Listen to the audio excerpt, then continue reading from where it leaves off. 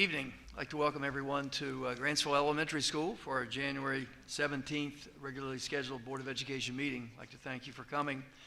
Just one housekeeping item. If you are here tonight to sign up for public comment, the public comment sheet is back along the back wall there. If you'll be sure to sign that for us, we would appreciate that. Without any further ado then, let's if you'll stand with me for a moment of silence. We'll follow that moment of silence with the Pledge of Allegiance.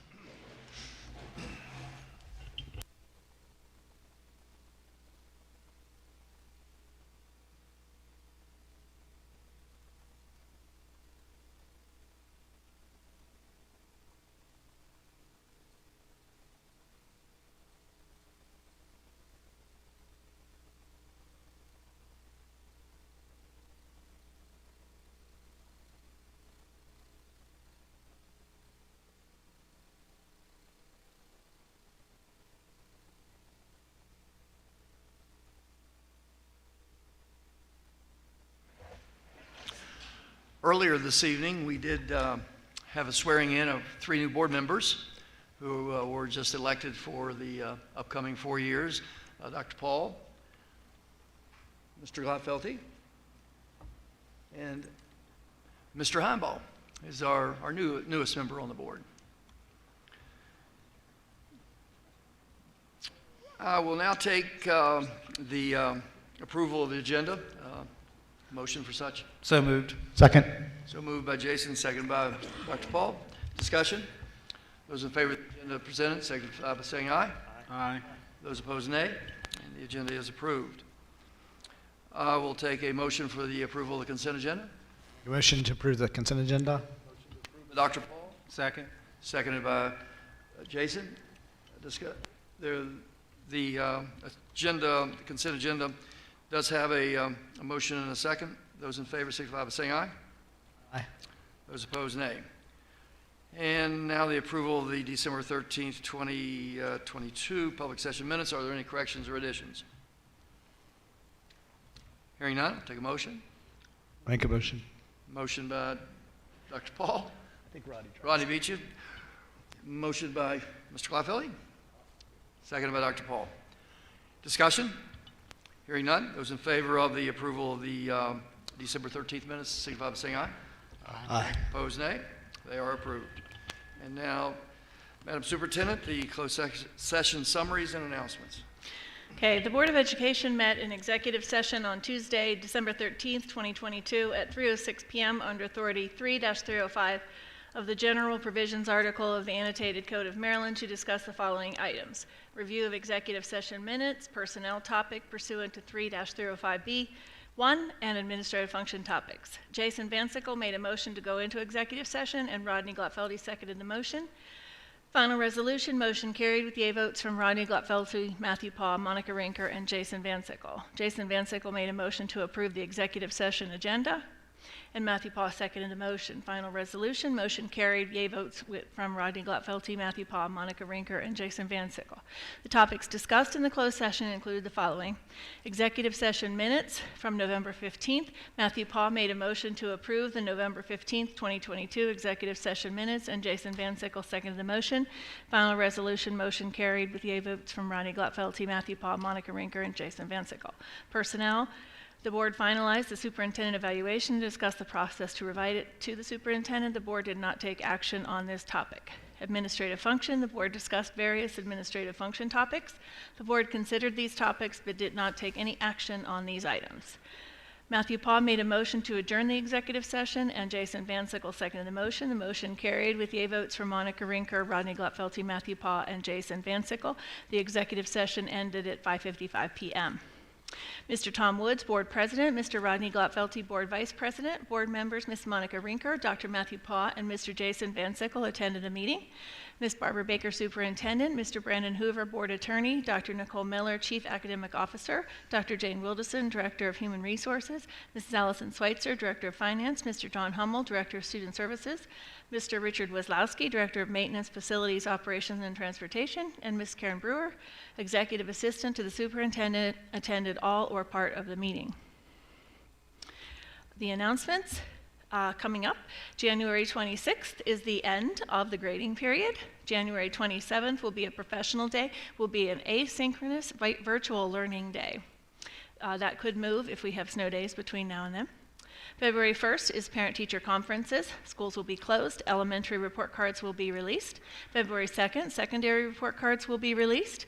February 9th, MABE Board Service Academy, Successfully Building and Navigating Relationships During Stressful Times, will be held virtually from 9 to 12. And February 23rd is another MABE Board Service Academy, Open Meetings Act, Understanding Its Significance, Avoiding Penalties, and Ensuring School Board Compliance. It is virtual 9 to 12 on that date. And it's not included, but the annual PACE conference, I believe, is coming up this week on Thursday and Friday in Annapolis. Thank you. Next are recognitions. Our first recognition is First Lady Hogan's Fall 2022 Gallery winner, Camden Newsom. And I think Mr. Van Sickle will do that. Or no, Dr. Paul's doing that one, I'm sorry. All right. We can switch it up if you want. So we are honoring Camden Newsom, who is a 9th grader at Southern Garrett High School. She was named one of First Lady Yumi Hogan's gallery winners. She was an 8th grade student at Southern Middle School upon submission of her artwork and was named the overall winner of the middle school category in the First Lady's Fall 2022 gallery exhibition. She received this award for her piece titled Zipper Face, which is pictured here. And that artwork was submitted by Mrs. Alyssa Rodeheaver, her art teacher at Southern Middle School. And this is a biannual exhibition of artwork by Maryland students hosted by the First Lady. And the artwork is judged, and 3 awards are given for outstanding accomplishments in visual arts. And Ms. Newsom's selection is one of only 48 selections from across the state. And there was a virtual reception for the exhibitors on October 3rd. So congratulations to Camden, who is here. There she is. So if you will come up here, we will honor you with a picture.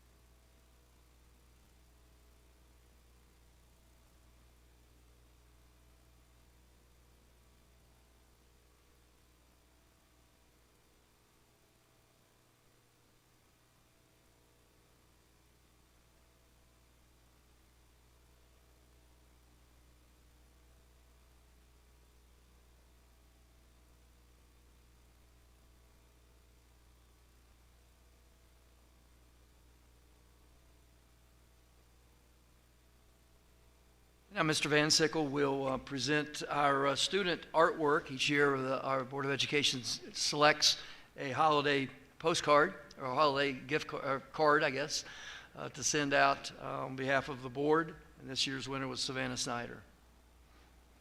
So as Mr. Woods mentioned, we do every year select contributions from the art teachers that they submit on behalf of elementary school students throughout the county. And this year I am pleased to recognize Savannah Snyder for her artwork. So if Savannah, you want to come up here, we will unveil your card for those that may not have seen it.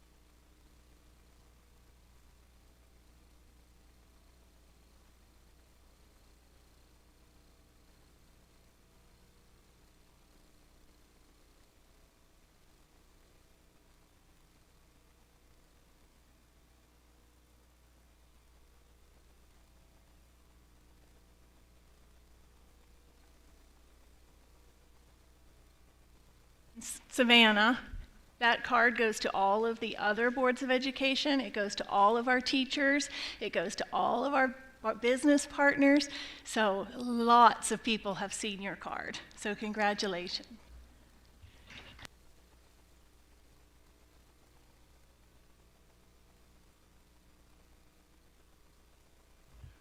The next order of business is a budget transfer request. It is an action item, so I'll ask the superintendent to make a recommendation.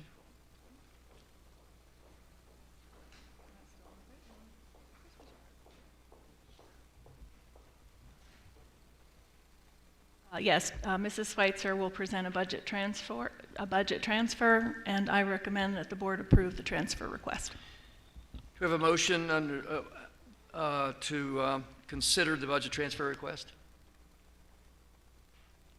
I'll make a motion to approve the request from food service to capital outlay.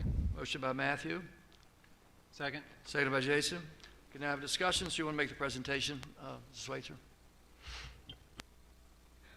Good evening. You all have a memo concerning or outlining this request for budget transfer. So anytime we must move funds between major categories, it is required that the board approve that, and then we pass that along to the county commissioners for their approval. So this evening, we are bringing a budget transfer request, a decrease from the food service transfer of $92,821 to increase capital outlay needs for the Northern High School vestibule project, as well as the state match for the Yacht Glades playground project. Discussion of board members? You explained the reason for the increase. Was it an overrun on the costs, or? So the Northern High vestibule was an increase due to inflation and the cost of materials. The Yacht Glades playground project is just a match to the program open space, and it was a piece that was out there when it wasn't finalized when you approved the budget. Okay. So. Thank you. Recall, Allison, what the projected cost of the northern vestibule was? Do you recall offhand what the projected cost was going to be? I believe it was $250,000. 250. Ended up being 316 or whatever. Yes.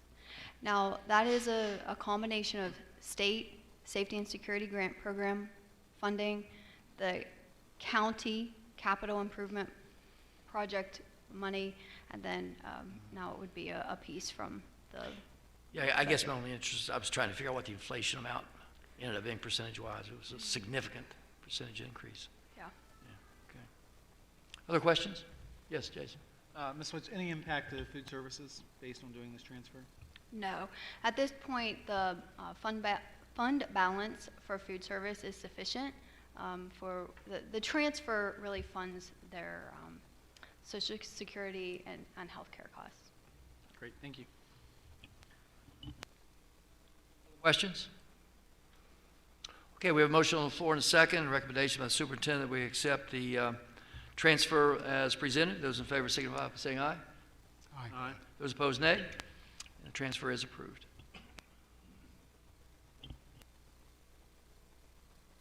Thank Now, you. student behavioral procedures and data review. This will be presented by Mr. Hummel.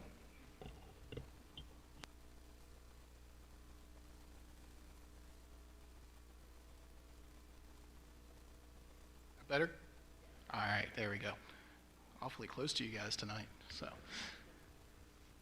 All right, so I was asked to give an update. I know a couple years ago, Dr. Mangus had given this presentation, so just some brief overviews of our procedures and data when it ties to behavior. And I like this statement: a student's behavior usually says far more about what they're going through than what they're trying to put you through.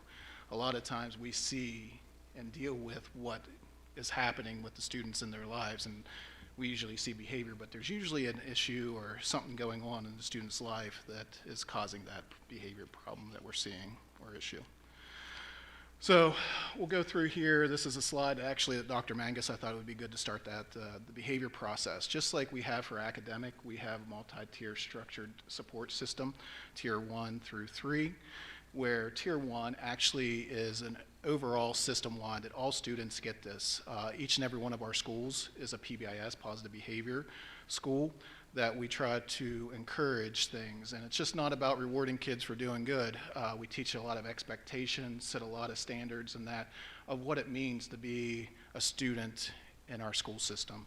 So we do a lot on preventative strategies, setting classroom expectations, working with teachers to try to set their classroom management skills and understanding of how to deal with certain situations. Students' behaviors are being tracked if we start to see things going on. So teachers are adding that into a power school to start to see if there's a behavior pattern happening with students so we can try to catch it early on. If a student, we can't catch it and things are increasing, we look at tier 2 strategies. There's a referral to PST, pupil service team. When we look at things like self-monitoring, we put some behavior contracts in place. We could have check-in, check-outs, behavior coach, social worker, school psych, school counselor getting more involved with the process with this, to try to change the student's behavior to keep them in class as much as possible. We also can start to collect functional behavior assessment to kind of see, is there a pattern? Why is the student doing what they're doing? And then if things aren't going well, we could take it to a tier 3, and that's where we're developing a specific behavior plan based on what the data is telling us.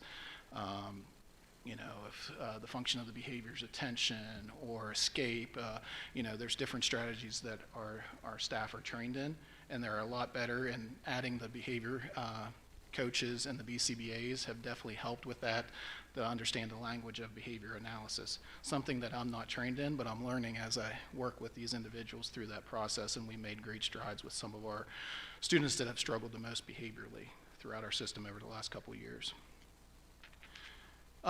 Next, I just wanted to go over discipline. And over the years, the state has changed our student handbook and how we handle discipline. Some people may be in agreement, some people may not. But when it comes down to it, there's a lot of data tied to when students aren't in school because of discipline problems. Just today I watched a TED Talk on behavior, and it's quoted, and I've seen the data in there before. Somebody that is suspended from school is 10 times more likely to end up in the juvenile system, drop out of school, have low achievement, and possibly be suspended over and over again. So what we try to do is, keep kids in school as much as possible in front of our great teachers. We talked about that a lot during the ceremony just a little bit ago. And things are being reinforced differently than probably when a lot of us were in school, just whether it's academic or behavior. So, it's a lot that we are reteaching, just not academic skills, but behavior skills, those self-regulation, how to behave in school, like I was saying with the PBIS model. So,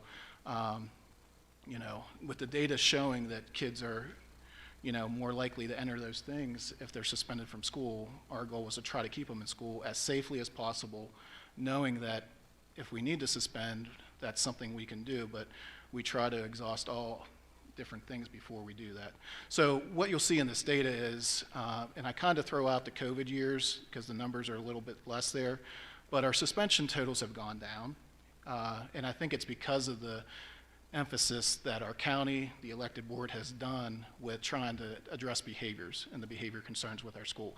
Is the work done? No.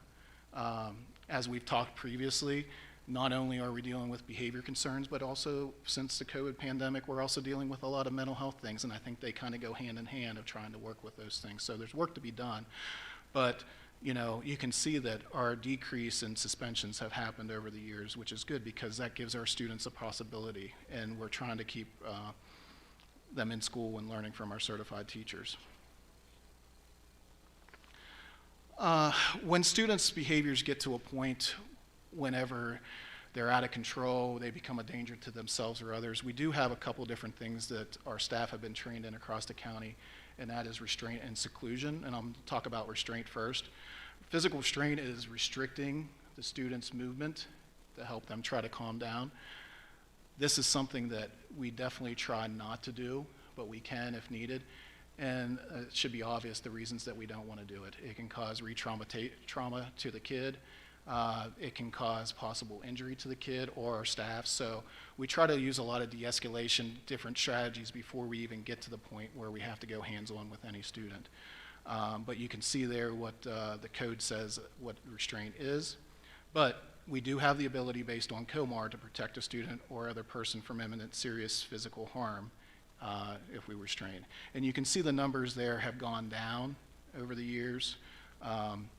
It's something that, you know, Dr. Mangus and I watch together to kind of see, but we also have done a good job, and the principals that when there is an incident have done a great job debriefing the incident with the staff that are involved with the incident, also talking to the student to help them understand why we had to do what we had to do, because it is traumatic when that happens. And occasionally the staff do get hurt, but you know, we look at, did we follow our policies and procedures? Could we have done something else? What happens if we can do that? So we're always debriefing and making sure we're trying to do best practices for our students and staff. So that is a key point anytime we do anything like this. So, and you can see the number of students that have been usually we have repeat students. And something that was added this year in the legislation was that if a student is restrained 10 or more times, we have to let the State Department know that that student has been restrained 10 or more times, because there's a lot of lawsuits tied to restraint and seclusion out there. Seclusion, this practice is no longer allowed in the state of Maryland in public schools. So it's something that starting this year that we have had to no longer use, and I'll talk about strategies that we tried to replace that with. But you can see even before it became something that we didn't use, our numbers had decreased over the years, knowing that, you know, that this may come down the line. We tried to look at different things to implement just in case, so just it wasn't ripping off the Band-Aid and say, this is a strategy that we use, now it's gone. So if you talk to the teachers that have used seclusion the last couple of years, teachers would much rather use seclusion because, once again, when you put hands on a student, it's a danger to themselves or others.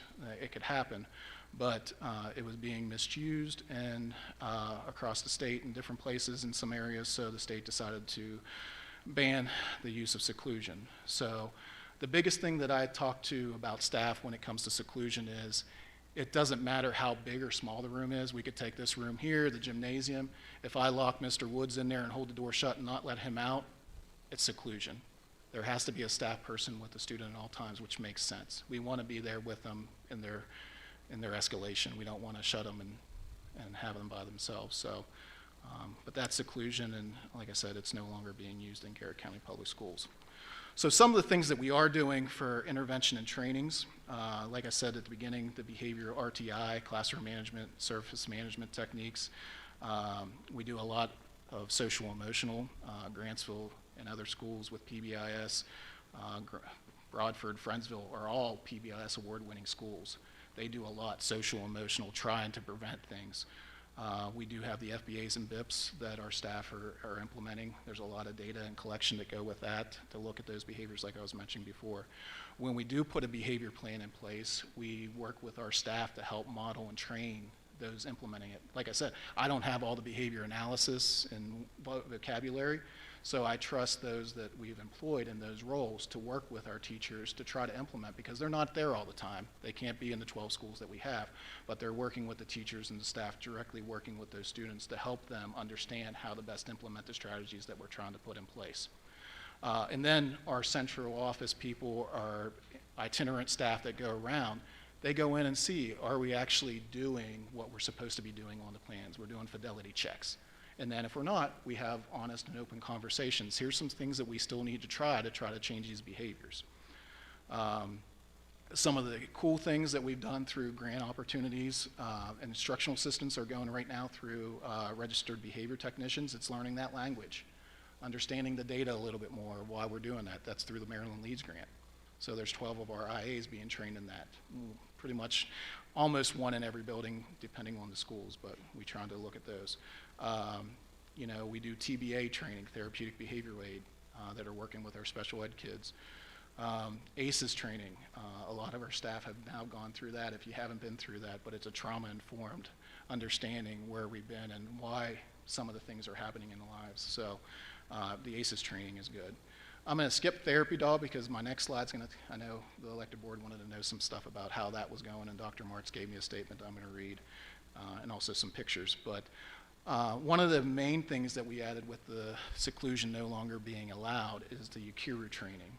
And for those who don't know, UKIRU training is provided on key concepts such as trauma-informed care and conflict resolution, as well as physical techniques and tools that help manage challenging behavior. So more or less, we do everything possible, just like with our CPI, crisis prevention, we try to de-escalate as much as possible. De-escalate, de-escalate, de-escalate. If that doesn't work, UKIRU actually is through Grafton, which is an organization that works with group homes and that kind of stuff. And they actually lost their insurance because of so many restraints and seclusion. So they went to their staff and said, what do you need to feel comfortable and safe working with our kids? And they created pads, they created this program, and so we have purchased it. I'm one of the trainers. We have 2 other trainers. We've trained, I think there's 4 elementary schools, 2 middle schools in that program, and knock on wood, we still have staff getting injured, but not to the severity of previously because of using the pads and different techniques. So I'm pleased with that. Of course, I wouldn't want our staff getting hurt or hit and kicked, but working with some of our most difficult students, that does happen, but we're learning and growing in that for the first year. I'm happy that we're not seeing the severity of injuries that we had previously to this point. So, therapy dog. So last year, the elected board decided to adopt a policy to allow us to use therapy dogs. And as of right now, we're still trying to grow it, but Dr. Martz' dog, Casey, as you can see there, is our only dog that has been in schools. And those are our students on the left and right there. And Dr. Martz's statement says, Casey, my therapy dog, has become a regular visitor to Grantsville Elementary and Northern Middle School. She visits GCPS about once a week. Casey has also visited Northern High, Southern High, Accident, Friendsville, and Yonk Glades. When I am at school, many of the students ask me where Casey is, even if they don't know who I am.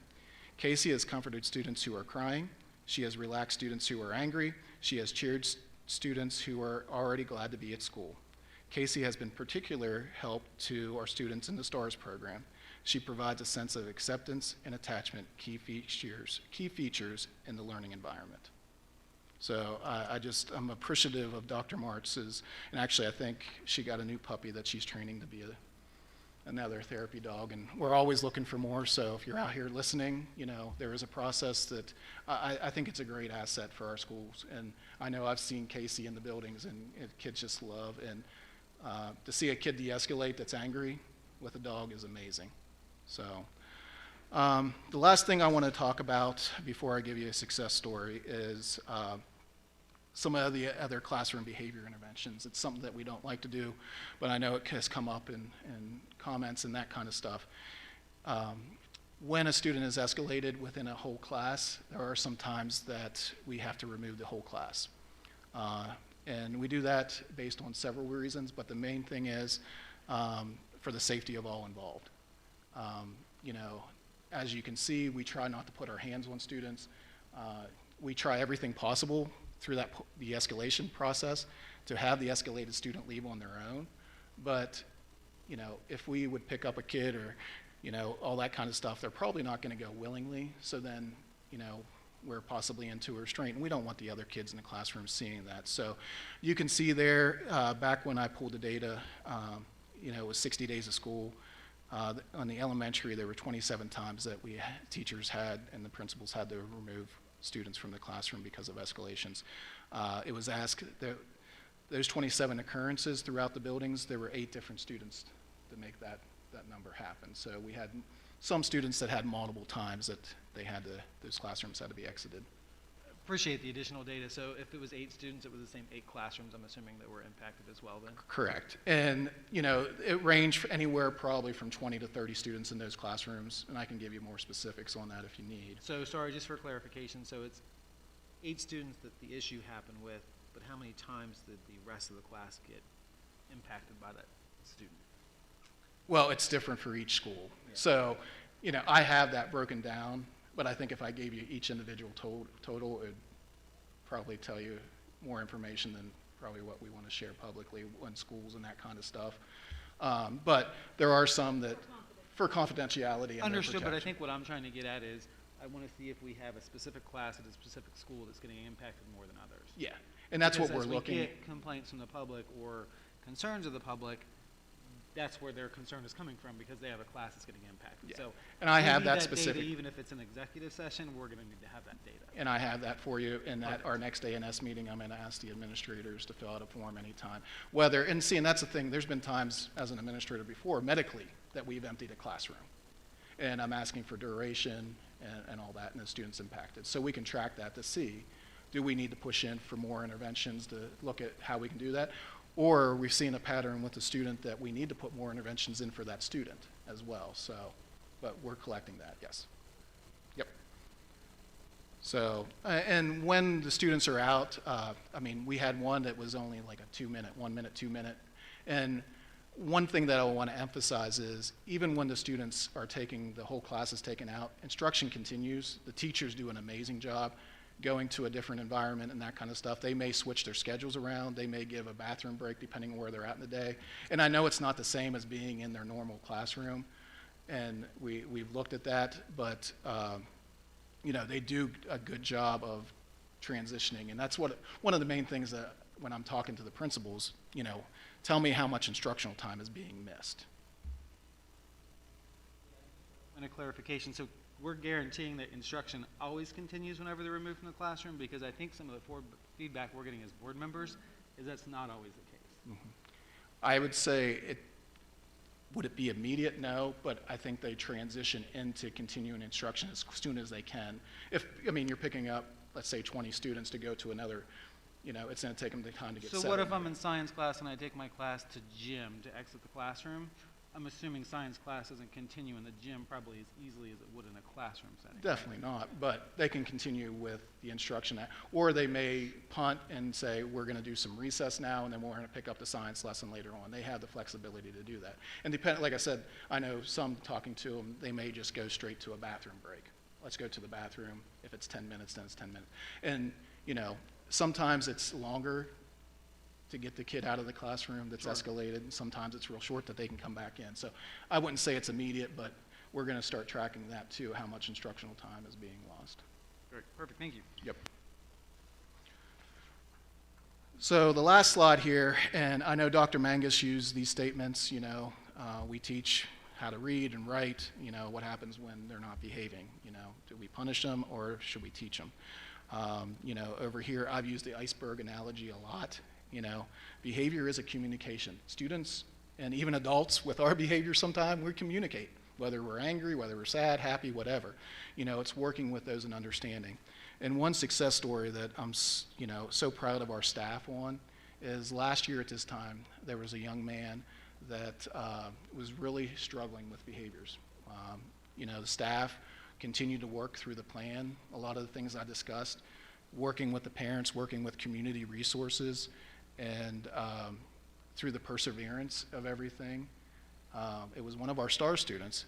The student is now out all day long, and we were looking at what do we do next? I mean, is he somebody that, you know, he's pushing our limits within the STARS program, and we have those open and honest conversations, and now he's out all day long, every single day.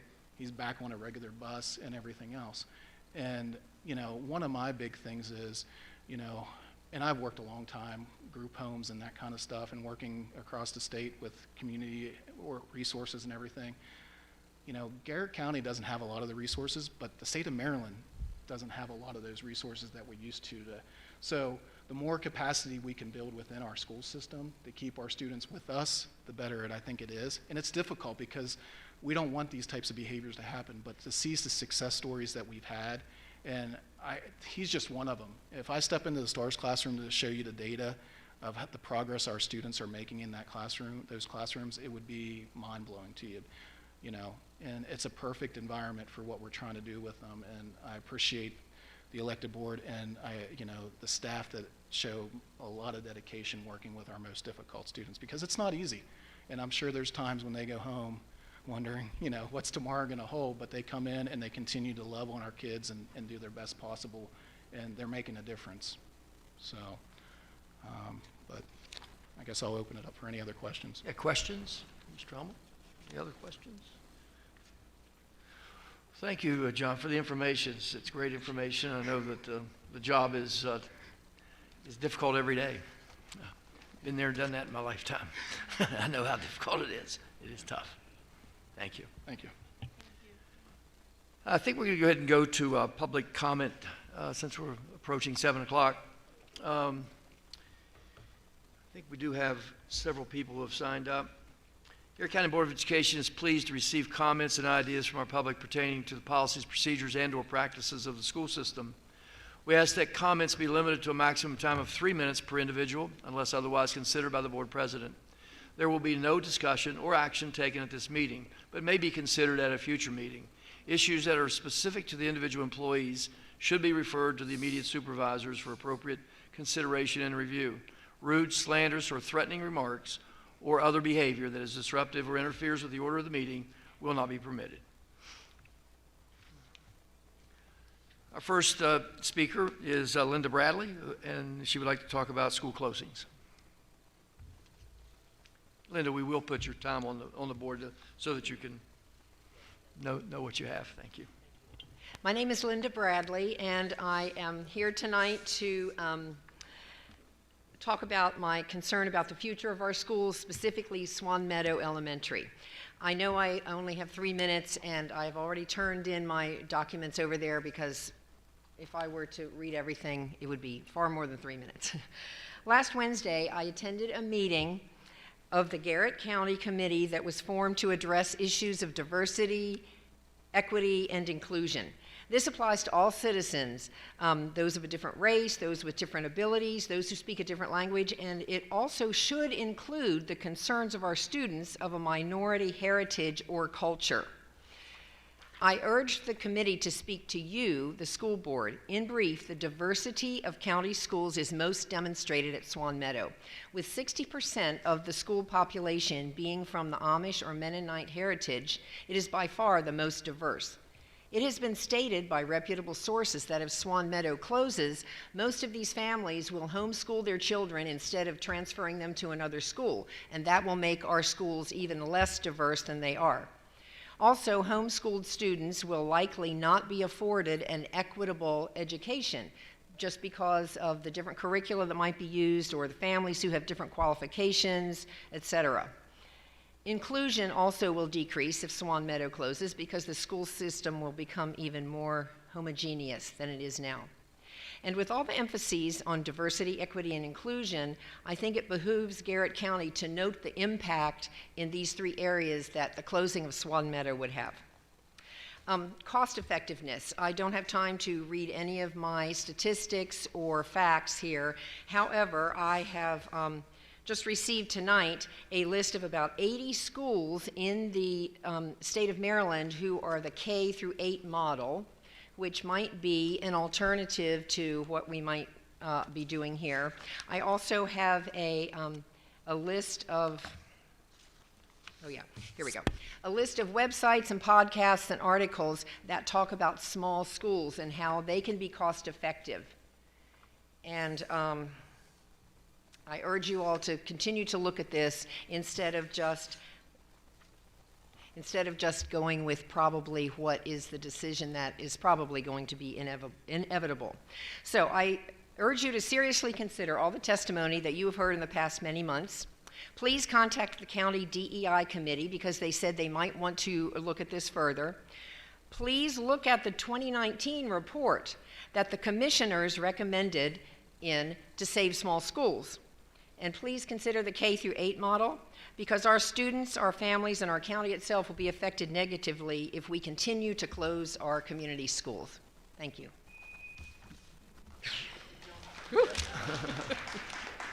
Thank you very much. Appreciate it. Our next speaker is Tara Crawford. She would like to speak about grade band facilities. I am not as organized as Miss Linda. I've never done this before. I'm Tara Crawford, and I'm here as a parent of 2 children at Accident Elementary School, a community member, and lifelong Garrett Countyan. My notes are generated more as questions Don't answer them. I don't have time. I am hoping to learn when the next public meeting regarding especially northern grade band alignment and facilities usage will take place. And is there a deadline for the vision questionnaire that was released today? I've reviewed the 5-year strategic facilities plan that the board put in place, I believe, in June of 2022. Its emphasis on the importance of community schools really speaks to the situation that we're in and what we all know is true about our community schools. It mentions other options, things like 5 through 7. Linda mentioned 5 through 8, 8 through 12, co-locations, things that I really think should be explored. I don't want to rush this for the northern end, and I know we're in a seemingly tight time frame. Have options such as reducing roofing costs by exploring solar been put into place? There's a facility in Greensboro, Maryland that is a combination pre-K Head Start, public library, and MRDC office. They spent $250,000 to roof a much larger building than anything that we're looking at for $1.5 or $1.3 million, and their building is now sustainable thanks to solar. I think we should be exploring that. Blueprint scaling, we'll get into this. I have learned a lot since Thursday. This is a full-time job for a parent to even have these conversations with you, and I have a full-time job and another full-time job and 2 kids. High poverty, low income is one of the weights. How weighted is that? How many times are we asking our parents throughout the school year to complete the free and reduced lunch forms? We get it, I know we get it once at the beginning of the year in a stack of about 150 papers per kid. It's not enough. If free and reduced lunch is the weighting system, we need to ask monthly. Explore relocation of central offices to northern facilities. I think it's been discussed about southern facilities, but what about our northern facilities?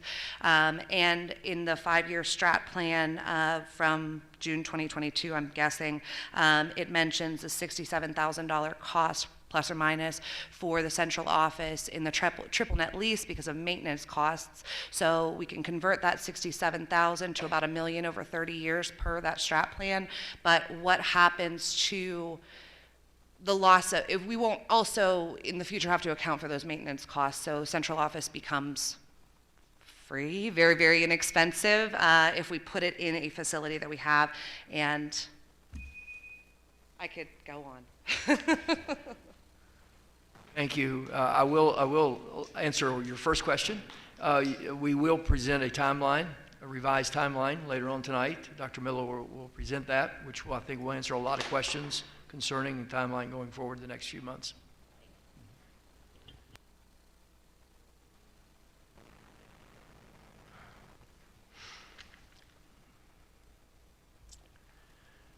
Our next item is ECH use of work order system policy and procedure. This is an update, new and revised to the work order system.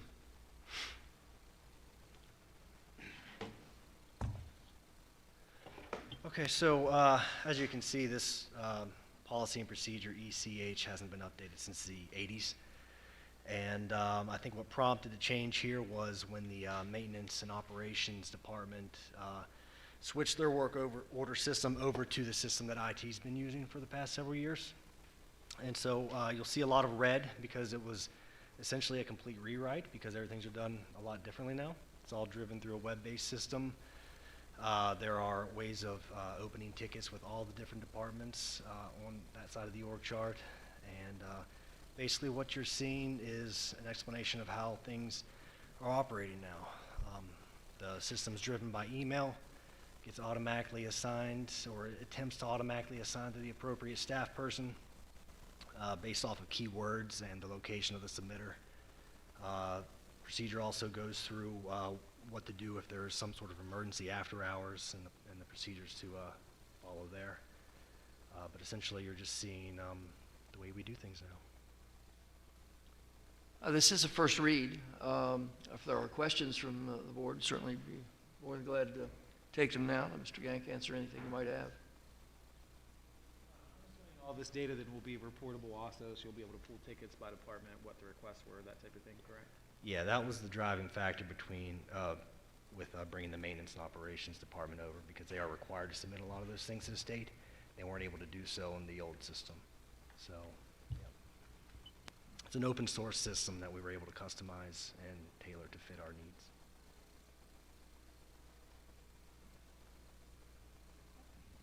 It says in the policy that the principals are the principals notified as well, or what happens if a ticket doesn't get responded to in a timely manner? So the person who opens the ticket is the one who would receive notification. And in some schools, we kind of leave it up to the schools as to whether or not they want the tickets to filter through a building admin, or if they are okay with it coming from a teacher. Varies from school to school, and it varies from department to department. But essentially, that's a building level decision if they want that notification.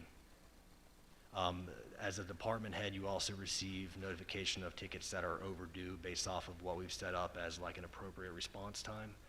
And we're also able to track, obviously the response time, the topics of the tickets, workload from staff member to staff member, that sort of thing.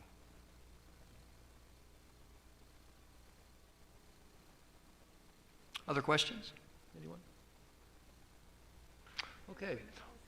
Yeah, once again, it's a first read. We'll bring it back next month for action. Thank you, Jeff. Our next item is BED Board Meeting Procedures, Policy, and Procedure. It's revised and new. Once again, this is a first read. I will speak to that from the Policy Committee. So the Policy Committee is recommending this policy and procedure. This policy and procedure, particularly the procedure, will be different than most procedures because it is a procedure that the board will vote on, as opposed to most of the procedures we do not vote on, which is stated in that procedure. But since it's guiding our minutes, meetings, and our procedures, we thought it would be good to have the board actually vote on this policy and procedure. But basically, all we're doing here is trying to codify our practices and do what we can to have efficient and orderly meetings. And much of the policy prior to this was mostly procedure. So a lot of that's been moved, and then we tried to clarify some of our current practices, particularly in relation to the policy committee and how we approve policies in our current practices. Any questions, concerns for Dr. Paul? Okay, thank you. Again, this is the first read, and we will reintroduce it at the February meeting for action.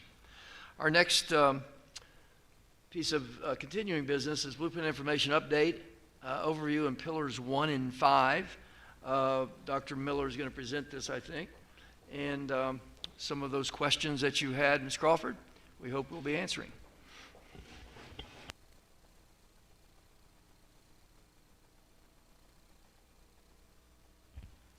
Good evening. I'm joined by Mrs. Ashby, Director of Early Childhood Elementary Education, and Ms. Schweitzer, Director of Finance.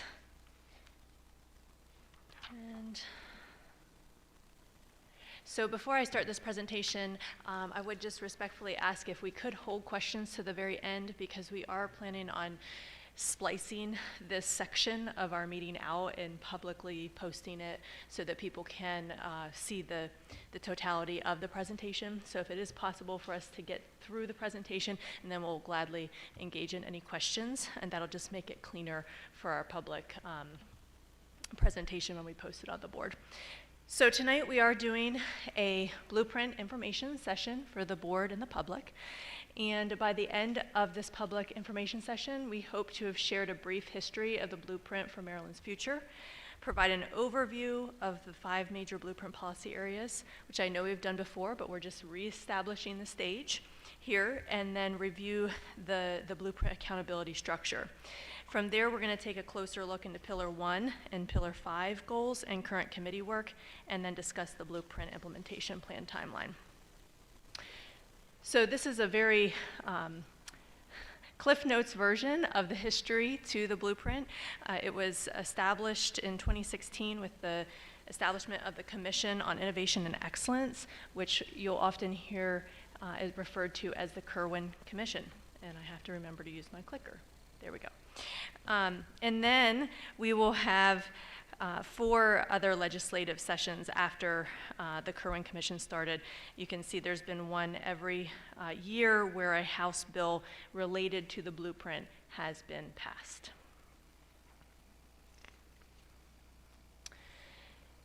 So this slide really gives you a very high level of the purpose of Blueprint for Maryland's future.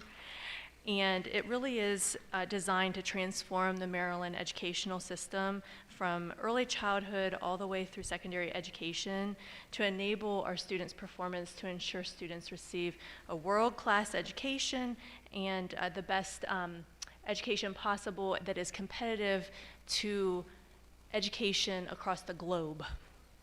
And it also is looking at improving the quality and equity of Maryland's education system so that all Maryland students, regardless of their demographics, can leave high school globally competitive and prepared for post-secondary education, work, and life.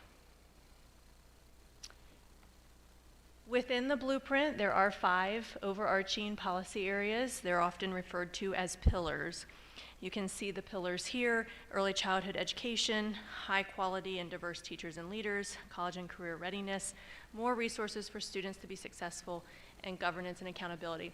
And I would be remiss if I didn't give credit to the initial comprehensive implementation plan that was designed by the Accountability and Implementation Board, also known as the AIB. The graphics, a lot of the graphics within this presentation came from that particular document, but they were very nicely done, and I thought we would borrow them and capitalize on that. So if we look at Pillar 1, we're just going to do a brief overview of the pillars. It's very high level. Pillar 1 is focused on early childhood, and its overarching goals include significantly expanding publicly funded full-day pre-K for all eligible students through a mixed delivery system that is both private and public. We're also looking at increasing the number of high-quality early childhood education providers and educators across the state. The pillar looks at expanding supports for young children and their families, fully funding the Maryland Infants and Toddler Program, and most importantly, I would say the outcome is to improve student readiness for kindergarten so that when students show up in kindergarten, they're ready to learn on grade level and ready to be successful in school. Pillar 2 is focused on our teachers and leaders, and that pillar focuses on increasing rigor of educator licensure and preparation programs, the improved educator compensation, and working conditions overall for teachers, instituting new recruitment and professional development efforts to create a more diverse educator workforce. The blueprint is looking at ensuring that the teacher demographics, to the best of our ability, match our student demographics when we think about the diversity within our schools. Then looking at establishing a new statewide educator career ladder, that's a big one in this pillar, to continually improve professional practice and student performance, and then to implement more comprehensive in-service educator training and professional development. Pillar 3 is college and career readiness. This pillar is very much focused on implementing a pre-K through 12 curriculum that ensures that our students are college and career ready by the end of 10th grade. You'll often see this pillar acronym as CCR. We oftentimes refer to it as CCR. So ensuring students are CCR by the end of 10th grade is a main staple in this pillar. Developing an aligned instructional system with resources and supports necessary to keep students on track is also central to this pillar. Providing students with resources necessary to achieve reading proficiency by the end of 3rd grade is central. Creating a framework for rigorous CTE programs, and then establishing pathways for CCR and non-CCR students in grades 11 and 12 are central to this pillar as well. Pillar 4 looks at more resources for students to be successful, and in this pillar we're really looking across the state. The blueprint is looking at providing more support for students in schools who need it the most, specifically English language learners, students from low-income households, and students receiving special education. This is the pillar where you'll also see reference the new concentration of poverty grants. And that is looking at providing additional resources to support community schools based on concentration of poverty to increase enhanced wraparound services for those students. And then also to coordinate community efforts to meet student behavioral health needs and provide technical assistance to school systems is also embedded in this pillar. So again, this is very high level. The last slide here that goes over the last pillar is governance and accountability. And this particular pillar focuses on the accountability and implementation of the blueprint. It establishes the Accountability and Implementation Board, which is often referred to as the AIB, to oversee and monitor how we as the local educational agency progresses through this work and ensuring that the blueprint policies are implemented. It also is looking at developing state and local blueprint implementation plans, creating expert review teams to visit schools and make recommendations for improving student achievement. And then this is the pillar that also holds the requirement for school systems to demonstrate that at least 75% of per pupil funding follows the student to the school.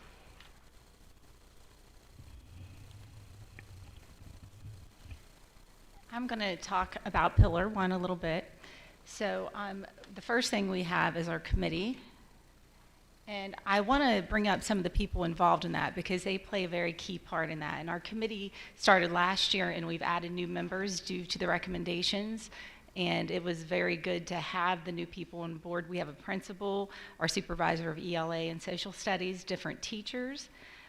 Early childhood administrative residency, Ashley Force has taken on that role this year and has been very key with reaching out to our local providers. IEP coordinator, we have different parents, Garrett County Community Action and Head Start, Garrett Health Department, Local Management Board, ECAC, that's our Early Childhood Advisory Committee, and we have a very good representative there as well. And we've recently involved DSS, our Department of Social Services, and had many great ideas as we met within our group. And we have our local private daycare providers. We had a few at our last meeting who were able to share their viewpoint. And we were recently glad to have Dr. Paul on our team as well. So our committee started meeting last year. And so I want to talk about some of the accomplishments that Garrett County already has in place. So I'm very proud of our county. We're ahead of most of the state in this pillar. And that partly started because we had 4-year-old full day pre-K in place already. A lot of the state is not in that place yet. And last year, our committee met and we mapped out ways that we could start the 3-year-old program this year. So we have one on the northern end as well as one on the southern end. And we did that in collaboration with our Head Start. And when I say that as a collaborative classroom, that means that we have a Garrett County Board of Ed teacher and we have a Head Start teacher as well as an instructional assistant in there. And trust me, with 3-year-olds, you're going to want that many in there. And it has been successful. We see a lot of growth with those students and it aligns right with the Pillar 1. And we look to actually do additional ones this year with the grant. We hope to add a couple new 3-year-old classrooms again in Garrett County. With the blueprint accomplishments, we also have secured an additional Judy Center expansion grant that is helping to support from birth to 5 years old. We have partnership with Head Start and other educational partners. And with Maryland Leads, we did a collaboration that we have with Head Start to ensure that our pre-K assistants are getting their Child Development Associate's certificate or they may already have their AA. So they have to have one or another with the blueprint, and we have several, actually 4 going through that process already. And thanks to the partnership of Garrett College as well, they met with us, they're taking the classes, they'll be done next fall. And they're proud of that, and they've worked hard on that, and it's just preparing our staff as well as our kids to be more successful. We do have our administrative residence that I had mentioned that I wanted to bring up again. She's reaching out to 21 different private providers that we have across the county. Met with me today, we actually are now up to 22, and she's already trying to get them on board with how Pillar 1 looks. So we have a constant professional development going on throughout the year that we partner up with our pre-K teachers for GCPS. We also have our Head Start as well as our private providers that are welcome to attend these professional developments. And we've already had Dan St. Romain in the fall, and they found that to be very successful. They fill out, exactly what they would like to be trained in. Sometimes it's emotional support, sometimes it's behavior support. And Dan St. Romain really did a great job, and we had a great turnout for that in the fall. So that's some of the things we've already accomplished. Thank you. And now our committee is working on the following things. So we want to continue to increase that collaboration with our local agencies and continue to expand for full day pre-K 4 and 3-year-olds. We are expanding our outreach and support for private providers to become eligible providers. Ashley Force is meeting with them on a regular basis, trying to coax them along on how they could do that. We are increasing Judy Center and partner support services for families and children from birth through kindergarten, in collaboration with all educational partners, public and private, and educators to develop action steps to decrease gaps to make sure our kids are kindergarten ready. Some additional work that we're doing in that committee is we are creating to support to ensure pre-K teachers are highly trained and they can identify and address the learning needs early. Judy Center also goes into several of our schools and provides additional support in that way too, to help make small groups as they do that. We have again partnered with Garrett College, which I mentioned, and they are really in support with us in getting in the CDA or the AA that we need. We increase awareness of child find process and provide increased support for students with disabilities. And the enrollment process is something new with the blueprint, that they want it to be more universal. And so it's going to be more friendly. So when we met with our pillar, one of the great things, like we had DSS there, we had the health department there. So they have offered when families come in, I guess they come in for like monthly meetings with them, certain families, and that's our most needy families that we're trying to reach. And they are going to provide them with the liaison that we're providing through the Judy Center to start that process, because they made a good point. A lot of those families are not comfortable filling out the paperwork, so now they will have someone there to help and guide them, and we are getting the kids that we really need to get to. We're going to expand learning opportunities for all of our providers to support kindergarten readiness for students and continue to increase collaboration with local agencies, and that could also be like vision screening and things like that. That's a broad overview for Pillar 1. Thank you. So we're going to dive into Pillar 5, and Ms. Schweitzer and I are going to do this one together. What we've learned about this initial blueprint implementation plan that we have to submit March 15th is that this pillar really does cross with blueprint coordinator responsibilities as well. So we're going to jointly cover this pillar. So first, I just want to provide a little bit more information about the Accountability and Implementation Board. This is the governing board that has been established through the legislation to monitor the implementation of the blueprint. It is a 7-member board, and you can see the chair and vice chair listed on the screen, Isaiah Leggett, who also goes by Ike, and then Dr. William Kerwin. The responsibilities really are very, there's a large scope of work that they're responsible for, but they are looking at developing the comprehensive implementation plan for the AIB, which is what I referenced before. It is an extensive document that covers all of the legislative plans specific to the Accountability and Implementation Board.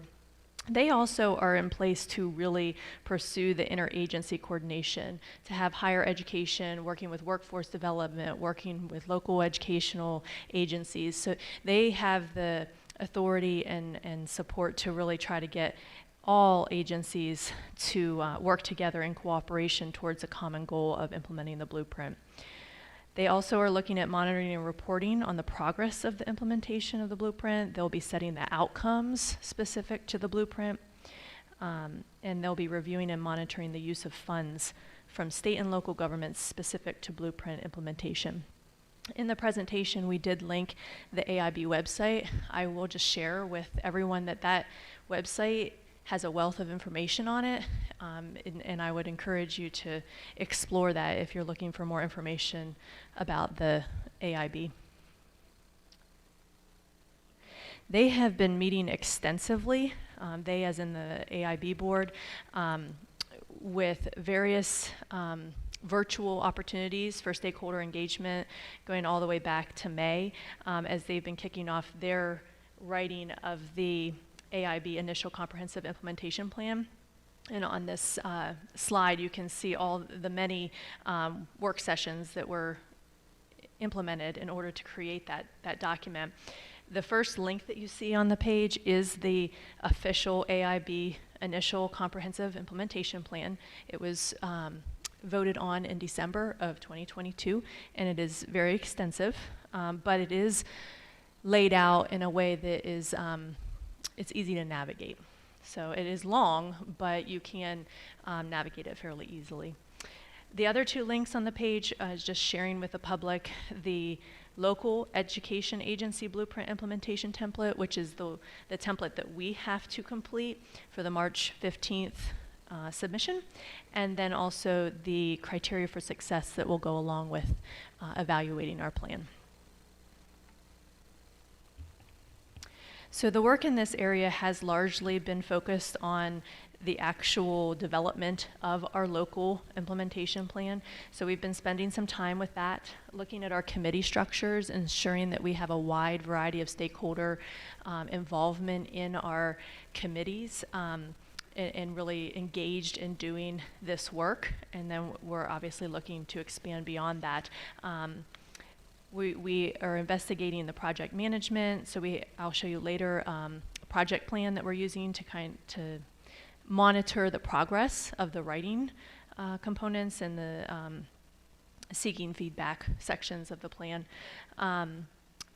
Structures for teacher and principal voice. You know, we have principals, we have teachers represented throughout the 5 pillars, and we also have been taking deep dives at our A&S meetings. Monthly, we started that in December, and we're going to continue that in January. We're looking at how we're going to monitor the implementation, the fiscal monitoring and analysis, and the weighted student funding as other areas, as well as the technical assistance piece that the MSD and AIB are putting in place for us. So you can see on the next slide, we're going to start talking about our Garrett County Public School Committee structure. It starts with our Executive Steering Committee, which includes the superintendent, myself, all 4 instructional leaders, Mr. Edwards, Ms. Ashby, Dr. Mangus, Mr. Hummel. And actually, I just realized that we have additional people that I have missing from this slide. Ms. Schweitzer and Dr. Wildison are also in the Executive Steering Committee, so I will go back and add that to the slide, but I want to make sure I recognize them because they do come to the Executive Steering Committees as well and are an integral part of this planning. We also have Dr. Midcat from Garrett College, who's been a wonderful contributor to this committee, and then Mr. Kevin Nall. The graphic off to the side does show our pillar leads. These are the individuals from the Executive Steering Committee that are taking the lead on each of the 5 pillars.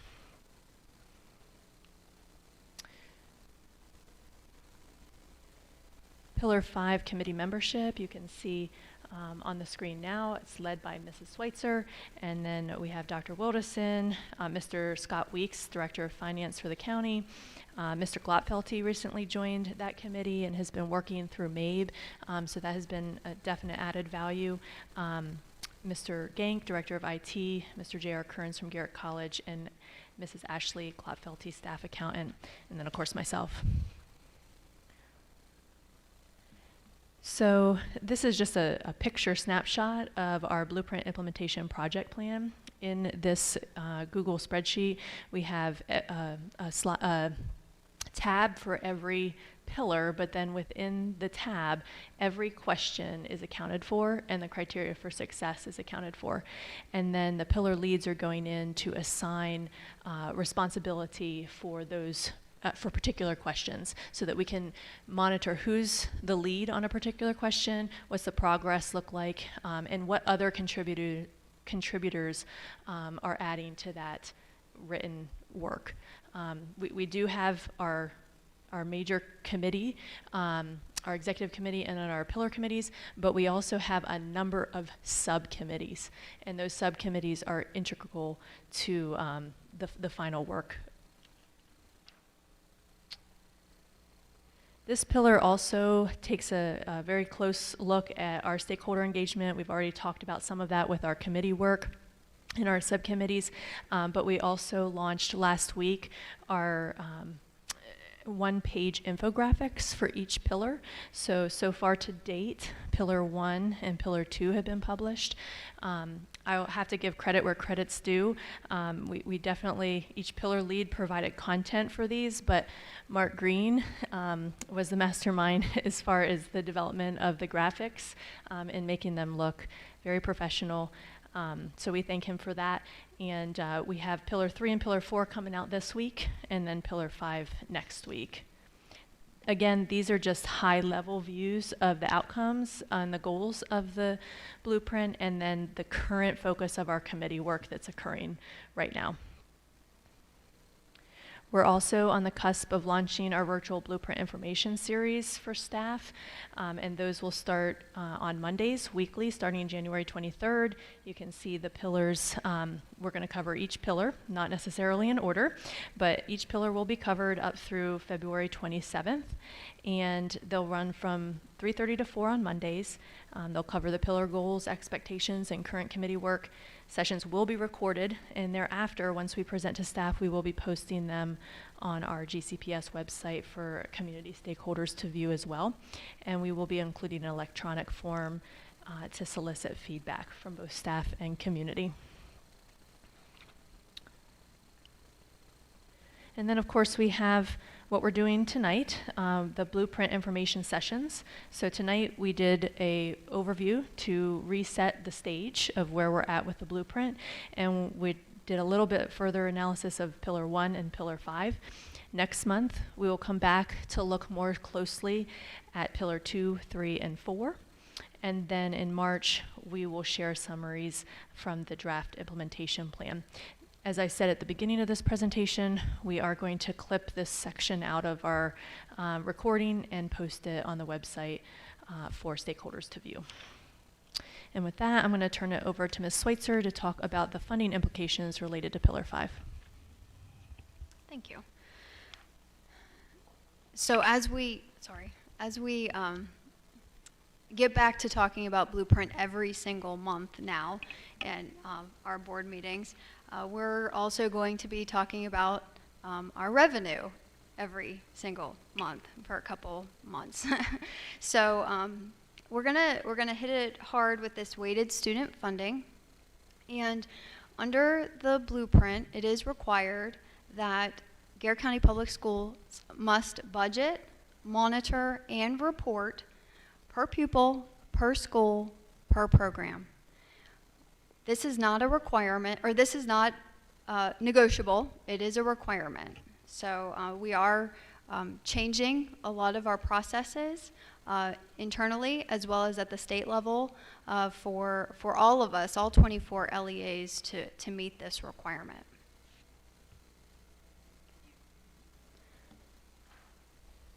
So the nuts and bolts of weighted student funding are, it's basically a concept, really one of equity, and the methodology is based upon the concept that students from certain subgroups require a higher percentage of resources to meet the same level of outcomes as other students.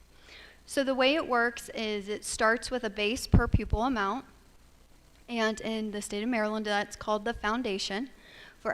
So for every student, kindergarten through 12th grade, next year we will receive $8,642. That includes both state and local funds. And then, based upon the demographics of that student, there may be a weight or a percentage of that base that is then added for that student's education. There are also program amounts. Garrett County qualifies for one, and it's called the Blueprint Transition Grant Program. So that is a flat amount of funding. It is not required to be spent at a school level. So we do have a little bit of flexibility with that one. But basically, the enrollment is set at a specific point in time. So the foundation is based off of our 9/30 enrollment. And then the special education is based off of 10-1. Our free and reduced meals are based off of 10-31. So it's basically a point in time. It's not a moving target.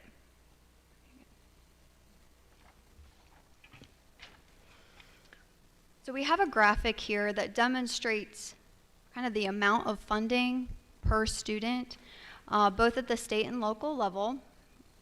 And again, we're responsible for developing a plan of how we will spend that money at the specific schools.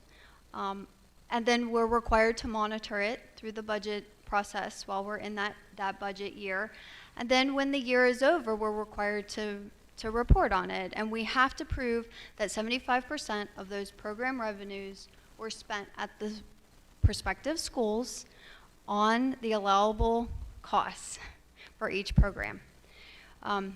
So we have the graphic is really showing that, you know, student A may be a special education student and also be low income, and therefore we would receive $22,853 for that student. Then we have a student B, a student C, and they have different subgroups that they belong to. But then there's student D, and student D is just a regular student and doesn't belong to any of the subgroups. And therefore, we would receive just the $8,310. That was the FY22 amount. So in reality, what the end effect of the weighted student funding is doing is really taking away our autonomy or our flexibility to spend money where Garrett County would like to spend money. Before, our team would run all sorts of analysis on student to staff ratios, on the types of needs, individual needs of our students, and the staffing requirements that we felt we needed to have to provide for their success. Unfortunately, under weighted student funding, we're now required to hit a dollar amount. The measurement is no longer a staff to student ratio. So basically, this is like saying your employer gives you your paycheck and then says, okay, but you can only spend this much on your mortgage or your rent, you can only spend this much on your car payment, and you can only spend this much on your food. You have very little wiggle room, and so you're basically tied in to spending your dollars where they're telling you to spend it. So that's what weighted student funding is, the end effect for Garrett County. And so we're changing a lot of things we're doing in this budget development process, this cycle, as a result of this new methodology.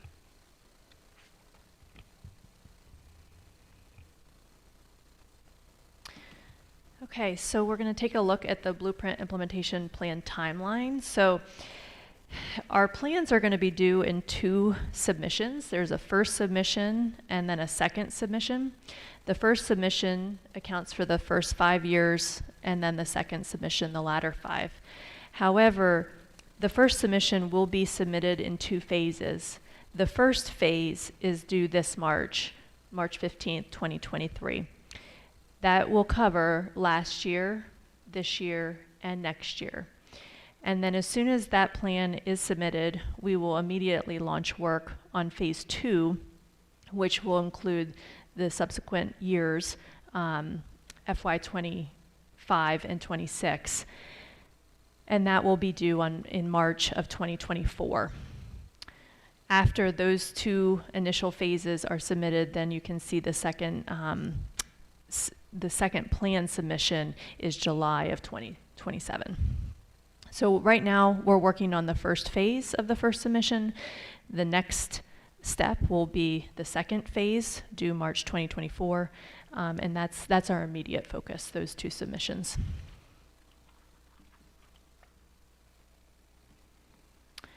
So these are just a few of our next steps. We're obviously deep in work specific to plan development. So our committees and our subcommittees are going to continue to dive into this work and draft plans. We're going weekly to MSDE technical assistance meetings and work sessions to flesh out the plans in each one of the pillars. We're going to continue our stakeholder engagement on the blueprint and ultimately finalize our initial local blueprint implementation plan for Garrett County Public Schools, which will be submitted to MSDE and the AIB by March 15th, 2023. And also next month, as part of our next steps, will also be budget presentation specific to revenue. On the last slide, we just gave a link to the Garrett County Public School Blueprint resource webpage where folks can find resources. And then another very helpful resource that the AIB has published. They're referenced as AIB pillar graphics in a lot of the work that we have been engaged in. And they really map out a timeline for many of the outcomes and objectives and tasks that we're going to be responsible for implementing and developing plans for over the span of the full 10 years that we'll be implementing the blueprint. So if anyone's really looking for big picture for the next 10 years, these are excellent graphics.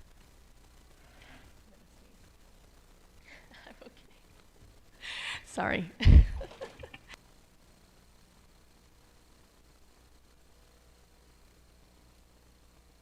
Okay, so on that, we will end. Hopefully that gets out of the recording by technology, and we'll open it up for questions from the elected board. Okay, Jason, you want to start? Wait, sir, if we go back to slide 26, I believe it is. Thank you. So are you running this model based on our current school system? I'm sure you're working with some modeling as far as what we can perceive, because our schools all have very different makeup in the county, right? So we're going to have more schools that kind of have that baseline of the 83, right? And then we're going to have some schools that have more of that additional funding based on farms programs, special ed, everything else. So are you currently doing that modeling now? Yes, we've actually run those models 2 years in a row based on FY21 and FY22. We did make some changes in our schools for the current school year based upon information that we learned when we had done those analysis going back. But we have it modeled for FY24, what it looks like for all 12 of our schools. And would you say some of those schools drastically change? Yes, I would say that we have been working very diligently to bring our principals along so that they are educated on weighted student funding. We've provided time at A&S as well as extended time during their individual budget meetings this year to really talk to them about what the projection looked like and what that means for their school for next school year. And if I understand this correctly, so the funding follows the student. So if I have a student that goes to school A, right, that maybe qualifies under, let's just say student C, right, and they move to school B, all that funding goes with that student to the next school, correct? It doesn't stay at the current school. So programs may change based on student makeup changing. Yeah, so the way that it will work is from year to year, they'll be set. We'll receive our revenue dollars, or revenue amount. We'll build our budget and go through the same development program we've always done. And then as soon as school begins in the fall, we'll recalculate the model. Our hope is that we'll have enough flexibility in our budget that we can have a hold harmless, so that if a school does decline in one of the subgroups, we don't have to cut from them at the very beginning of the year. But if they do increase, we're going to do our very best to increase their amount to accommodate those students. Now, it's important for the elected board to understand that the state is not doing this reconciliation. We are doing it on our own because we understand that this is a paradigm shift for our county. And so we're really trying to find ways that we can move methodically, it's not going to be painless, but in a better way, I guess. So on the September 30th cutoff date from the state, there'll be no more money coming from the state beyond that. Correct. So any So the new September- students we get December, Correct. it'll be up. And conversely, the students we lose, we still get the revenue. Still have the money, yeah, sure, So unfortunately, that's been the case more so than yeah, receiving unfortunately, the right. students. So that's where the autonomy would be able to come from. But, our hope is to have a hold harmless, but we can't promise anything, so. Yes, Ron. A couple of questions. I guess in line with some of the questions that Jason asked you. When you had this new funding paradigm, obviously there'd be some of our schools that are going to be getting more money and some will be getting less that serve their student base, their population, right? So there's going to be winners and losers in this scenario, right? You could say winners and losers. We just, one thing that came out of the analysis is that we are currently hitting that 75-25% split.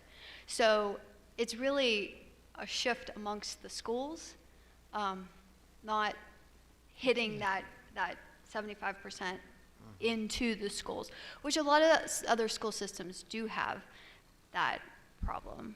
So, and it's important to note that the 25% isn't central office or the Board of Education expenses. It's also Hickory Environmental Center, it's our transportation budget, and it's also our infants and toddlers, our preschool that isn't covered by restricted sources. So that all makes up that 25%.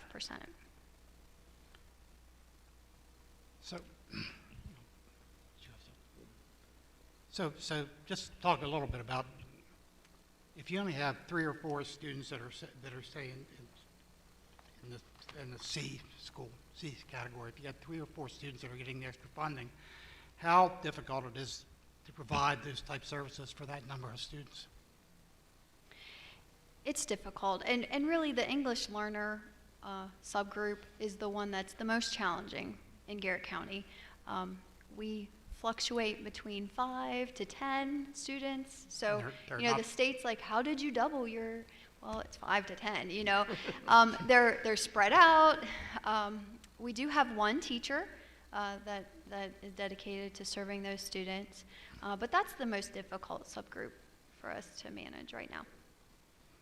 Well, unfortunately, it's our only subgroup of language. We just have one subgroup with Spanish-speaking students. No. We don't. No. I wish it were only one language. And how are we doing that? How are we doing that with multiple language students? Well, our teacher uses resources. Yeah, but that teacher doesn't speak all of those native languages. No. Is the point, I guess. I thought we only had one teacher that spoke Spanish that was working with those students. Right. So our other students were using technical resources. That's a pretty complex, the funding, the weight of funding is a paradigm that's really hard for people to understand why that's changing things in the Garrett County schools. So that's why, it's important to keep highlighting this. Second question I have is, when you submit your plan, how long is it going to take the AIB to actually approve it or disapprove it? And what happens if they disapprove it? Well, that's not really an option. We we have to have an approved plan. So March 15th, we submit it to MSDE, and they will have it. They will be evaluating it using a cross-panel process. And my understanding at this time is that we will then get feedback on the plan and have an opportunity to address any of that feedback as necessary prior to June. And then in June, I would suspect we would have an approved plan in June. Yeah, what concerns me is if the AIB doesn't like the way we're implementing this, they can hold back 25% of our total funding That is correct. They do have authority to withhold 25% of Blueprint funding, which is pretty much our funding at this point. So that is a concern. They have made a concerted effort to provide technical assistance, and I mean, we're going to have an approved plan. We need an approved plan. But if for some reason we are not meeting indicators, then they do have that authority to do to Well, withhold that's why we funding. have to get it right. Yes, we have to get it right. I guess I just want to understand the back to your same slide that Jason asked the question on. The relative wealth of the county is how this is calculated. Where do we compare statewide to the? So this is based upon the free and reduced meals applications, and also there's direct certification in different ways, and that includes all of them. In terms of that percentage, I don't know. I will know next week, and I can definitely weave that into the revenue because it changes every year. So we can get that in there.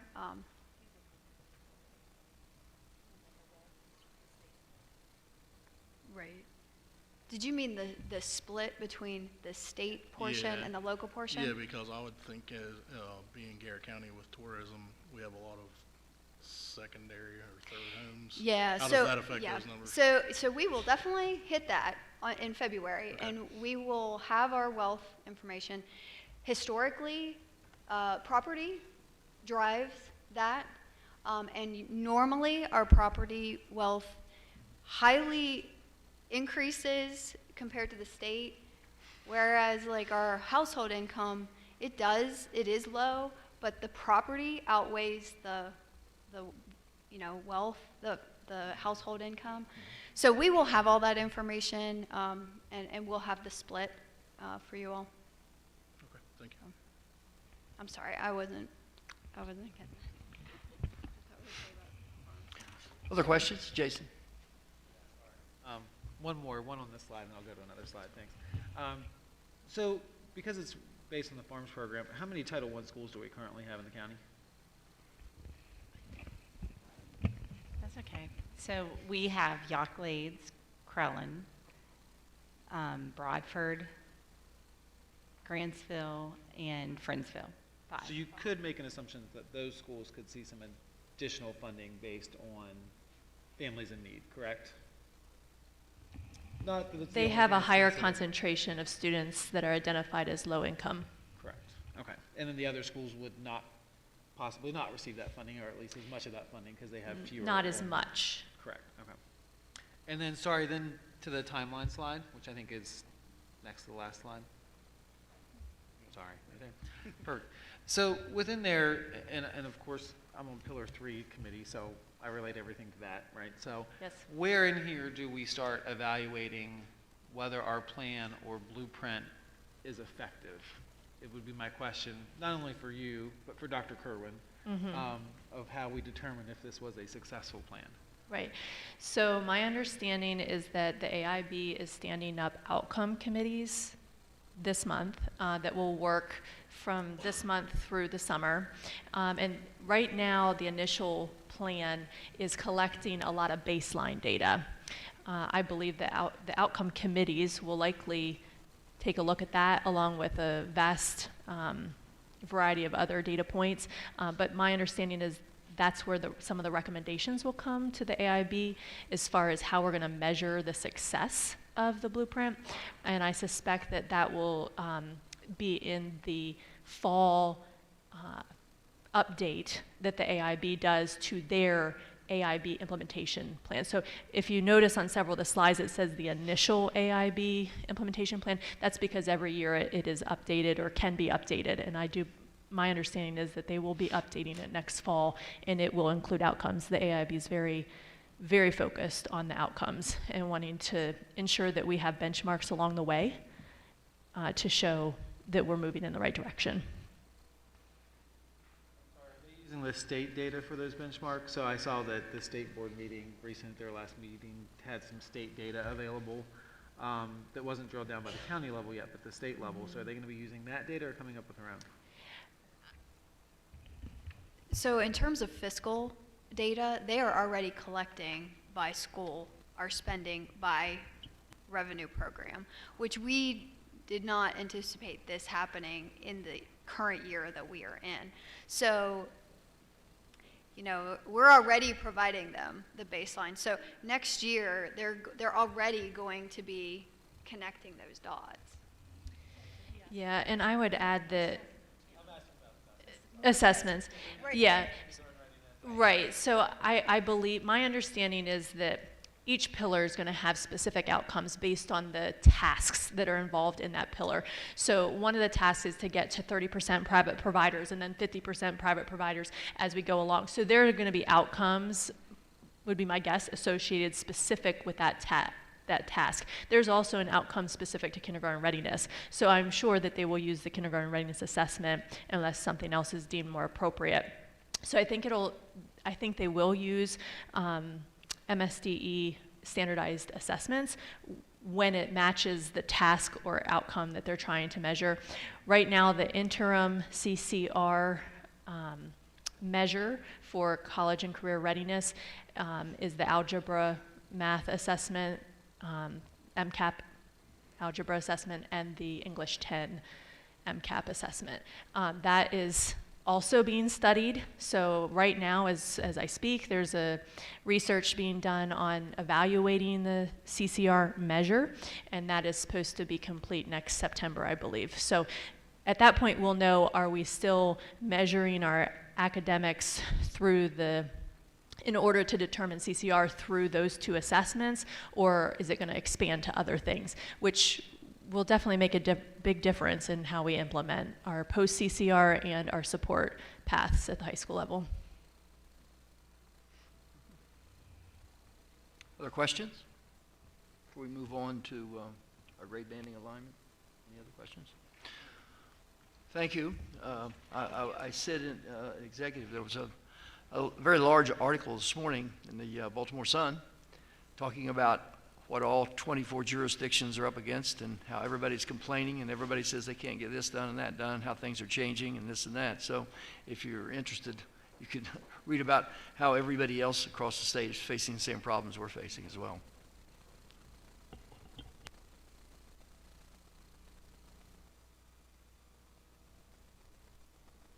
All right, so before we jump into the Northern Area Grade Band Alignment Committee and Facility Use Update, I did want to give an update on, it's just going to be a brief update on the Southern Middle School project and Southern High School.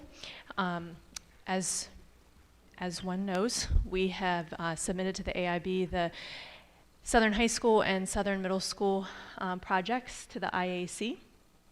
I think I may have just used the wrong acronym before that, but anyway, the IAC for the construction. Did I use AIB? I've been talking about, oh my goodness. So anyway, we had submitted the Southern High School and Southern Middle School projects to the IAC for approval, and both of those projects have been approved.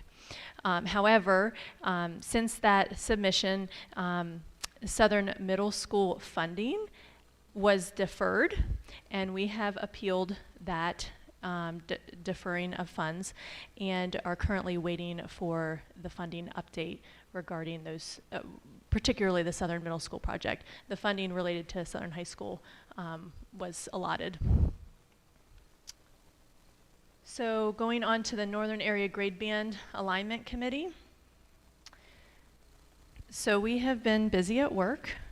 We have an elementary and secondary grade band and facility use committee, and they both entities met with our staff and Grimm and Parker on December 21st, 2022, and we began the initial exploration and analysis of the pre-K through 6, 7 through 12 grade band configuration and what that could look like on the northern end. During those meetings, we had very productive conversation and received substantial feedback to inform our analysis. Both groups then met a second time last Thursday, January 12th, 2023, to continue that work and solicit additional feedback on the analysis.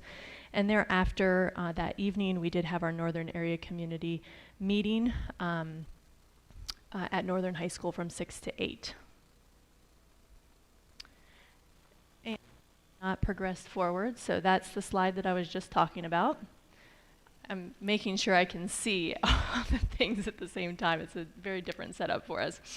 So here's our timeline for the Northern Area Grade Band Alignment and Facility Use Committees. So March 2023, we intend to hold a second Northern Area Community meeting.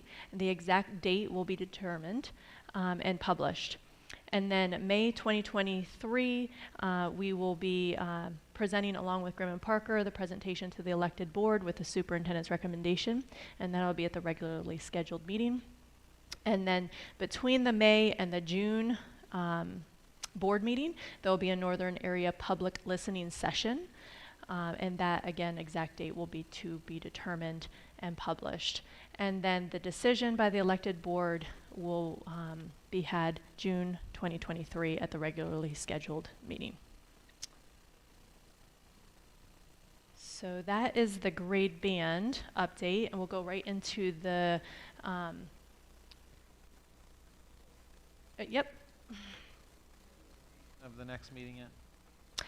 For the northern, well, we have to work with the buildings, but we are definitely considering Northern Middle School as a location. And that would be for the community meeting, Northern Area Community Meeting. All right, Route 40 and Swan Meadow School Closure Advisory Committee update. So just a reminder, these two committees work independently from each other and are conducting work for their respective schools. These school closure advisory committees are operating separately from the Northern Area Grade Band Alignment and Facility Use Committee that I was just referencing earlier, and they are following the GCPS policy FCB, closing of schools. Each committee is made up of 10 diverse committee members based on the applications submitted, which include community members, parents of current and receiving schools, and staff from current and receiving schools.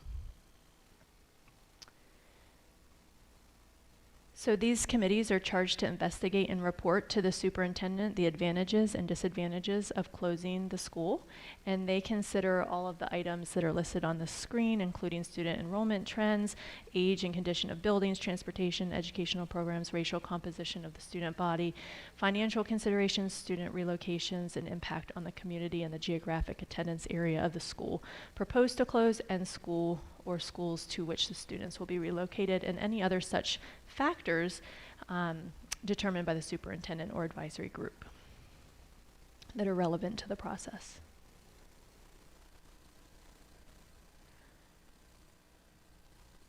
Okay, in some of their work, we held a school closure committee orientation meeting on December 14th. 2022 at 4 o'clock at Garrett College.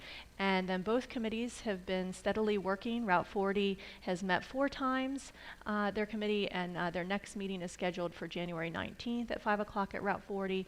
And they have toured and visited both Grantsville Elementary School and Route 40 Elementary School. And then the Swan Meadow Committee has met 3 times. Next meeting is scheduled for January 26th at Swan Meadow, and the committee has toured Southern Middle School, Yocklades, and Swan Meadow. And then we have the timeline here for the school closure advisory groups as well. Early March 2023, the committee presentations will occur to the superintendent and public hearings for both schools. The exact date will be determined as well as the location, but it will be before the March 14th regularly scheduled session. On March 14th, that's the regularly scheduled session. The superintendent will make her recommendation to the elected board, and then at the April 11th board meeting, the elected board will vote on the superintendent's recommendation specific to school closures. It also is noted on this slide that public comment beyond the public hearings can also occur at any of our public board meetings.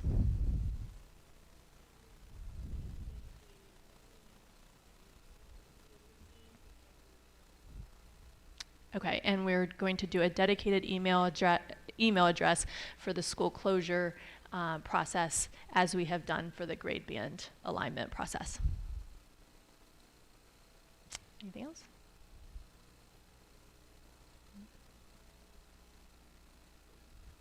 Sorry, just to go back one step. Will there be a recording available for the meeting that was held for grade band realignment? Will it be posted, the recording of that meeting?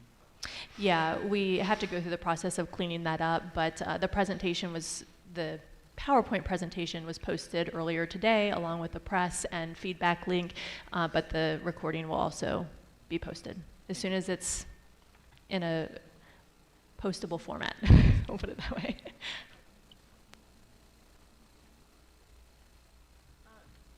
We also want to clarify, we have gotten a couple of questions about Accident Elementary School and Friendsville Elementary School, because those two schools are considered in the grade band in the options that we presented to the committees in the evening meeting.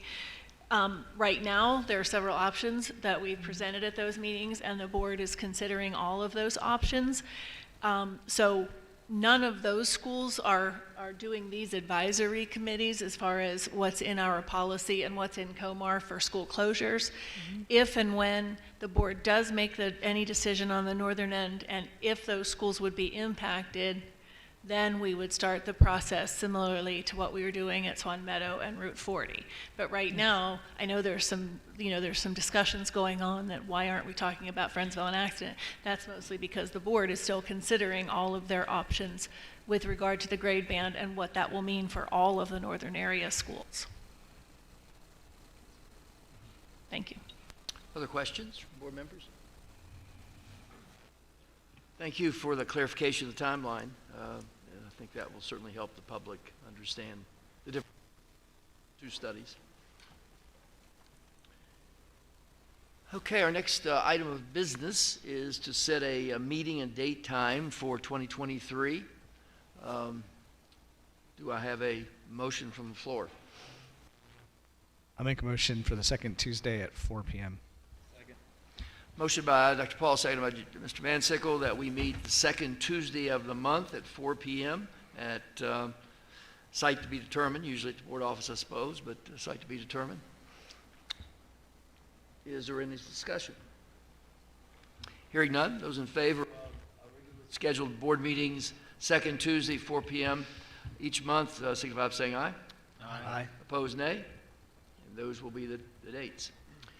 Legal counsel, this is an action item to select our legal counsel for 2023. Is there a motion on the floor? So moved. And your motion is? Second. To accept Brandon Hoover as the board's attorney, sorry. Pardon me? Accept Brandon Hoover as the board's attorney. Motion on the floor to accept Mr. Hoover as our board attorney. Second. Seconded by Mr. Glatfeldy. Any discussion? Hearing none, those in favor of Mr. Hoover as our board attorney going forward in 2023, signify by saying aye. Aye. Opposed, nay. And Mr. Hoover, thank you. You sure may. I'd like to thank you all. Don't have a mic. Thank you all for your vote.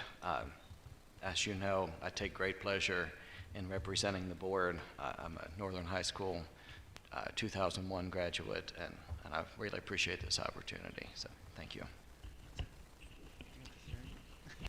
We certainly view ourselves as the lucky ones here. Committee assignments, you've seen our regular committee assignments. If you get back to Ms. Brewer with anything that you want to change or additions, and if not, she will assume that we want to stay on the committees that we are presently on. And We do need to fill Monica Yeah, Linker's spots. Mr. Is he going to take those directly? or- We'll have to I talk mean- to Mr. Heimball about those and see if he is willing to take those spots. Just say yes. Okay. Yeah, that's what you had to do. You're right. There are some informational items there for you. Those are just for us to look at. Seeing no other business. Board member reports, yeah. And then you have the last thing you want to say. Are there any board member reports, anyone, for the month? Oh, I'm sorry. We got Alexis down there. I'm on. She's been waiting. Go ahead, Alexis. The GCSC members met virtually on December 22nd, where we discussed improvements we could make for our upcoming meeting that will be held in February. And yesterday we actually held a fundraiser at the Green Turtle to help raise money for different things for GCSC. And then Southern and Northern Middle School and High School are working to have students sign postcards to send to the governor's office. The postcards are to help push for composting bins at schools, and we hope to receive funding for the composting bins for all Maryland schools. And then local student councils, Southern Student Council had a successful outcome for the Christmas light show we did in December. We also completed our Operation Christmas to help kids in need get Christmas presents for their families. And we're currently working on the winter homecoming and another blood drive March 6th. And then Northern Student Council is currently selling wooden roses for Valentine's Day. And then just a general student update. I know the Southern and Northern middle and high schools recently had a presentation about Rachel's Challenge and the shooting that did happen in Colorado a couple years ago. So. Questions for Alexis? Thank you. Any board member updates? Wait a minute. We had it where it has superintendent update. I don't think I got it online. Yeah, okay. It's actually part of the new procedure that we haven't voted on yet, but if you'll indulge me. Okay. One of the things that we wanted to try and do, especially because we anticipate a lot more public comment, is if there is a question that we don't immediately answer during the public comment, if we do have an answer, I can provide that during this time. If I don't have an answer, then I just won't have a report. But I do have an answer, and it's for you, Ms. Crawford. I think your question was about free and reduced meals and why we don't do that all the time if that is such an important measurement outcome that we're looking for. So the answer to that is we will take applications throughout the entire school year. If you apply in December, February, March, and you qualify, you will receive free and reduced meals.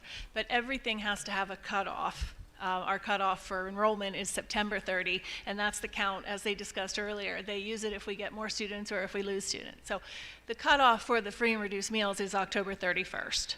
So that's the cutoff that they use to make the decisions for free and reduced meals. If a student needs the meal and applies later, they will get it. But October 31st is the deadline for planning purposes and for all of the things that you heard about this evening as far as what data, what they use that for. Mm-hmm. Thank you, Mr. Woods.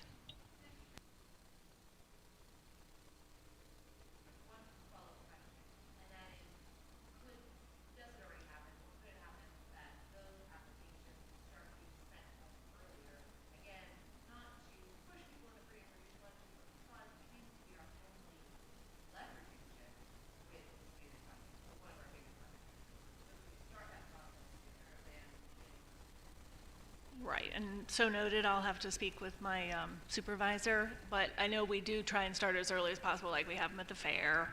We do advertise it earlier. I am not sure people really get thinking about it until August. Thank you.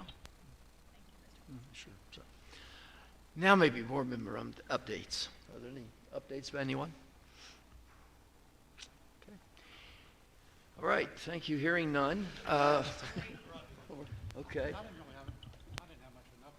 But just wanted to let you all know that the Legislative Committee of MABE is going to be meeting every 2 weeks now, and so I should be getting you updates on legislation. There's some things that they're looking at that might impact us. An increase in funding in the Build to Learn program, those type things. So I think we're advocating for more money to go into some of these programs because, and I think it's incumbent upon us to let our legislators know that some of this funding is not that the smaller jurisdictions are getting is not going to make that big of a difference in us being able to implement these programs for the blueprint. So I'll keep you informed on that. Thanks to Superintendent Baker for getting that. You beat me to it, getting the legislative priorities of MABE out to everybody. But I'll try to keep you updated on legislation as it comes up. Also had the legal services, and I think Mrs. Baker actually sent out the slide with the MABE legislative priorities and talked about those. So take a look at those, which will dovetail with Rodney's topics as well. Yeah, I got a board of directors meeting tomorrow too, so I don't know. I'll probably hear the whole legislative package again tomorrow.